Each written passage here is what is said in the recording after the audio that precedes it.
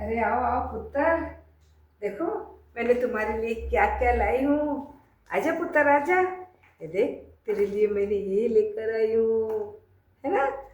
और तू भी आजा पुत्र, देख देख तेरे लिए क्या लाई हूँ। ये देख तेरे लिए ये लाई हूँ, बढ़िया है ना। हाँ चल, अब बहुत देर हो रही, तेरे बाबूजी आते होंगे, उन्हें खाना बना कर देना है। 1 मिनट।